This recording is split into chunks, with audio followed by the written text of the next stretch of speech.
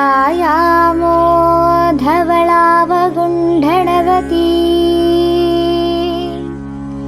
തേജോമയീ നൈഷ്ഠികീ സ്നിഗ്ധാപാംഗവിലോകിനീം ഭഗവതി മന്ദസ്മിതശ്രീമുഖീ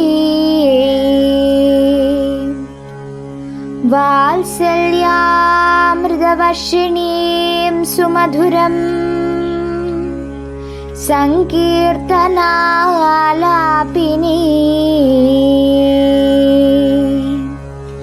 ശ്യാമാംഗീ മധുസിദ്ധസൂക്തിം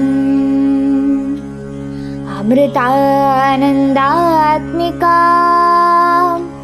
ഈശ്വരീ ഗജാനനം ഭൂതഗണാദിസേവിതം കപിത്വചംഭൂ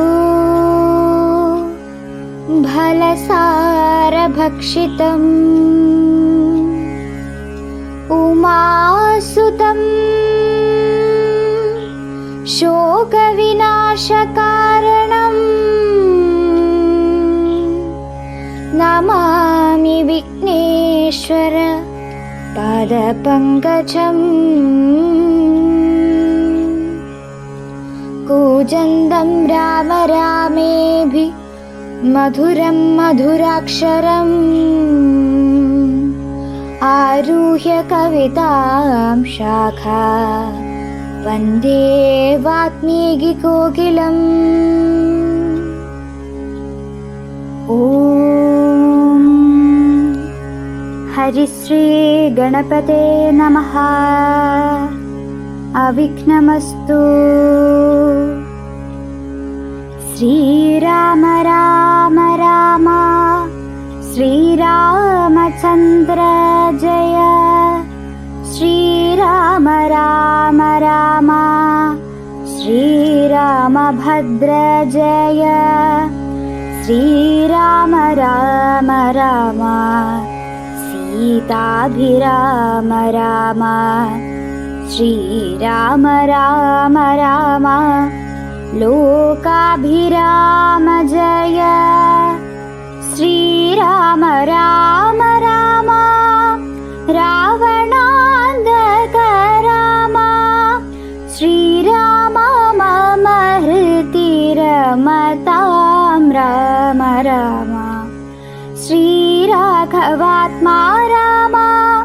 ശ്രീരാമ രമാപതേ. ശ്രീരാമ രമണീയ വിഗ്രഹ നമോസ്തുതേ.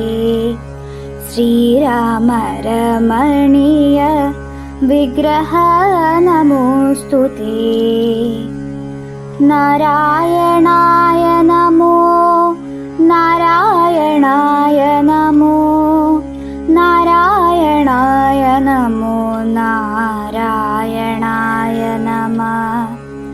നാരായണായ നമോ നാരായണായ നമോ നാരായണായ നമോ നാരായണായ നമഃ.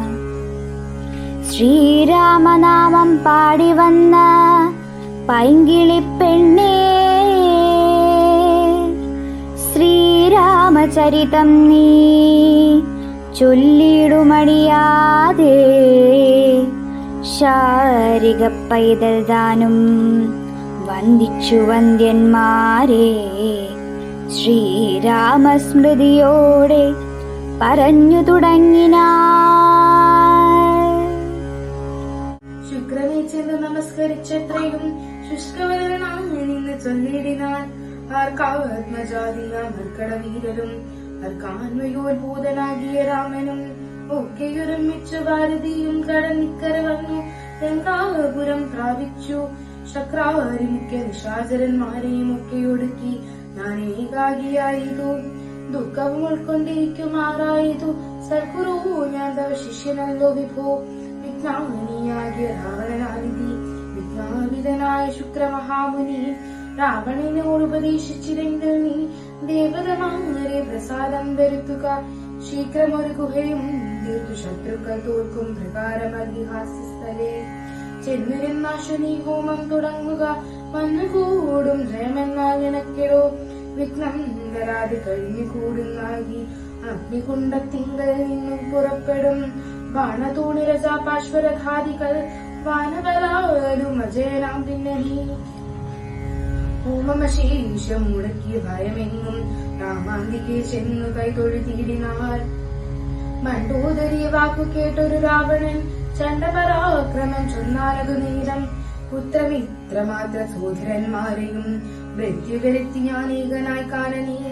ജീവിച്ചിരിക്കുന്നതും ഭംഗിയല്ലടോ ഭാവിച്ചവണ്ണം ഭവിക്കയില്ലൊന്നുമേ. രാഘവൻ തന്നോട് തീർത്ത് യുദ്ധം ചെയ്തു വൈകുണ്ഠരാജ്യം അനുഭവിച്ചിടുവാൻ.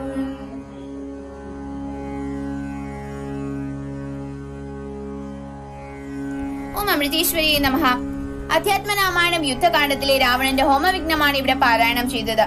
രാമനുമായി യുദ്ധത്തിൽ ഏർപ്പെട്ട രാവണൻ നിരാശനായി തിരികെ രാജധാനിയിലെത്തി. രാക്ഷസ ഗുരുവായ ശുഗൻ രാവണനോട് മറ്റാരും അറിയാതെ അഭിചാരകർമ്മം ചെയ്യാൻ ആവശ്യപ്പെടുന്നു. വിഘ്നം കൂടാതെ അത് മുഴുവിപ്പിച്ചാൽ ആർക്കും തോൽപ്പിക്കാൻ പറ്റാത്തവണ്ണം ശക്തി ഉണ്ടാകുമെന്ന് പറയുന്നു. രാവണൻ അതിവേഗം ലങ്കയിൽ തിരിച്ചെത്തി തന്റെ അരമനയ്ക്കുള്ളിൽ തന്നെ ഒരു ഗുഹ നിർമ്മിച്ച് ഹോമം തുടങ്ങി. കാര്യം മനസ്സിലാക്കിയ വിഭീഷണൻ രാവണന്റെ ഹോമം മുടക്കേണ്ടതിന്റെ ആവശ്യകത ശ്രീരാമദേവനെ പറഞ്ഞു മനസ്സിലാക്കി വാനരരെ അതിനായി നിയോഗിക്കുന്നു. രാവണനെ വാനരന്മാർ കടിച്ചും തൊഴിച്ചും മറ്റും ശല്യം ചെയ്യുന്നു. പക്ഷെ ഇതിലൊന്നും ഇളകാതെ രാവണൻ തന്റെ മന്ത്രജപം തുടർന്നുകൊണ്ടേയിരിക്കുന്നു. രാവണന്റെ അടുത്തേക്ക് മണ്ടോദരി അടക്കമുള്ള പത്നിമാരെയെല്ലാം കൊണ്ടുവന്ന് ഉപദ്രവിക്കാനും തുടങ്ങി. മണ്ടോദരിയുടെ രാവണന്റെ നേരെയുള്ള പരുഷവാക്കുകൾ കേട്ടപ്പോൾ രാവണൻ ഗത്യന്തരമില്ലാതെ ഹോമം നിർത്തി വാനരരെ ആട്ടിപ്പായിക്കുന്നു. രാവണൻ മണ്ടോദരിയോടായി താൻ യുദ്ധത്തിന് പോവുകയാണെന്നും രാമലക്ഷ്മണന്മാരെ നിഗ്രഹിച്ച് ഉടൻ തന്നെ തിരിച്ചു വരുന്നുണ്ടെന്നും പറയുന്നു.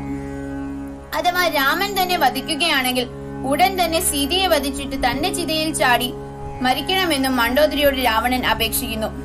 രാവണന്റെ വാക്കുകൾ കേട്ട് ദുഃഖിതയായ മണ്ടോദരി വിഷ്ണു ഭഗവാൻ ശ്രീരാമരൂപത്തിൽ രാവണ നിഗ്രഹത്തിനായിട്ടാണ് അവതരിച്ചതെന്നും അദ്ദേഹത്തിന്റെ പാതാരബിന്ദങ്ങളിൽ സീതയെ സമർപ്പിച്ച് വിഭീഷണന് രാജ്യവും കൊടുത്ത് കാട്ടിൽ പോയി തപസ്സു ചെയ്യാമെന്നെല്ലാം പറയുന്നു. പുത്രന്മാരും ബന്ധുക്കളുമെല്ലാം യുദ്ധത്തിൽ മരിച്ച സ്ഥിതിക്ക് ഇനിയൊരു തിരിച്ചുപോക്കില്ലെന്നും സീതയും രാമനും ലക്ഷ്മിയും മഹാവിഷ്ണുവുമാണെന്ന് അറിഞ്ഞുകൊണ്ട് തന്നെയാണ് താൻ ഇതൊക്കെ ചെയ്യുന്നതെന്നും രാമന്റെ കൈകൊണ്ട് പരമപദത്തെ പ്രാപിക്കാനായി താൻ ഒരുങ്ങിക്കഴിഞ്ഞുവെന്നും പറഞ്ഞ് രാവണൻ മണ്ടോദരിയോട് യാത്ര ചോദിക്കുന്നു. ഉത്തമ മനുഷ്യരെ വളർത്തിയെടുക്കുന്നതിൽ ഋഷിമാരുടെ ഗുരുക്കന്മാരുടെ സാമീപ്യവും അനുഗ്രഹവും വഹിക്കുന്ന പങ്ക് ചെറുതല്ല. സത്സംഗങ്ങളിലൂടെയാണ് ഒരാൾ സൽകർമ്മങ്ങൾ ചെയ്യുന്നതിനും തിന്മകളുടെ രാക്ഷസീയതയെ ജയിക്കുന്നതിനും ശക്തനായി തീരുന്നത്. രാമായണത്തിന്റെ സൂക്ഷ്മ വായന ഇക്കാര്യം നമുക്ക് ബോധ്യമാക്കി തരുന്നു. ഓം നമഃ ശിവായ.